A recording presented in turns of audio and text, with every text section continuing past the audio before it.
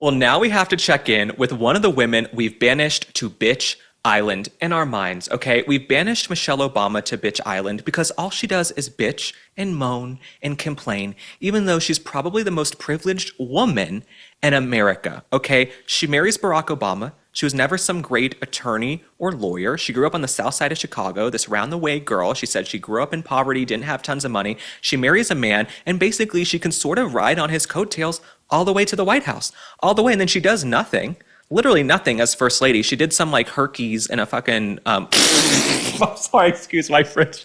I'm sorry if my mom's Bible study is watching.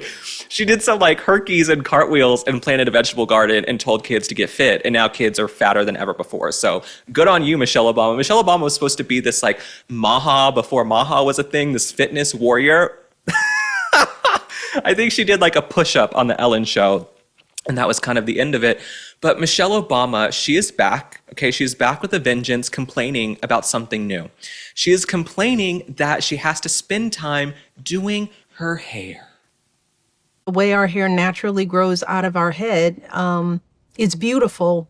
But if we struggle to make it look like the standard, that means we are spending thousands of hours and lots of money straightening out what is naturally curly hair, right? And that takes time out of your life. It costs money. Now, I am in no position.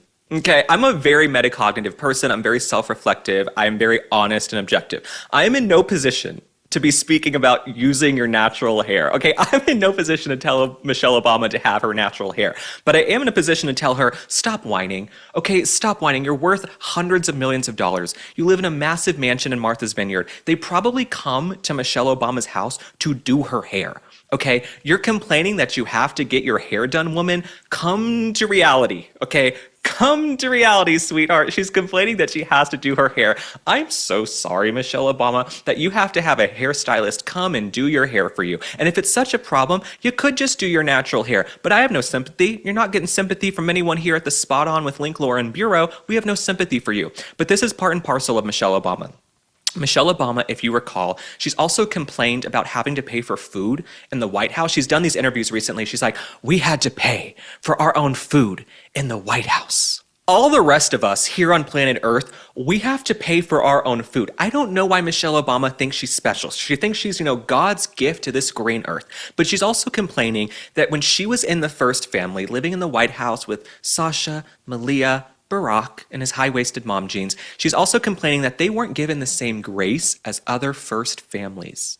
You said we were all too aware that as a first black couple, we couldn't afford any missteps. Yeah.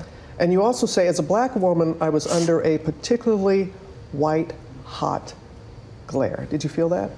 For sure. You can't afford to get anything wrong because you didn't get at least until the country came to know us, we didn't get the grace that I think some other families have gotten.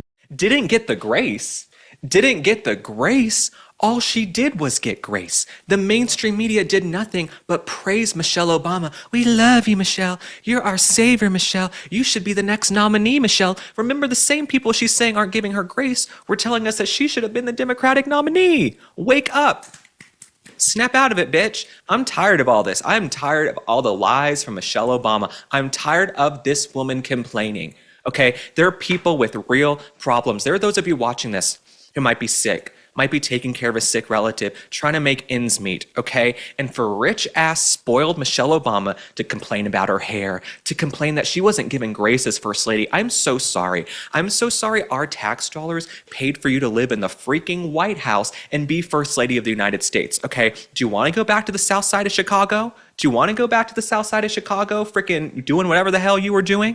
Do you want to go back and do that? No. So enjoy being First Lady and relish in the fact that you had the honor and the privilege of being First Lady, one of the most immense privileges you can have as a woman on the world stage. And all you do is complain? And that's why we've sent you to Bitch Island. You're going to go live on Bitch Island right now, okay? You're going to move from Martha's Vineyard to Bitch Island because all you do is bitch and moan. And we're sick of it, Michelle. We're so sick of it. But Barack Obama, he might not be sick of Michelle Obama. He says she is still fine. Oh, I love you, but hold on. I heard you, girl. Just settle down. I'm here to talk to everybody, not just you. I mean, you look cute, but I am married. Michelle's fine too.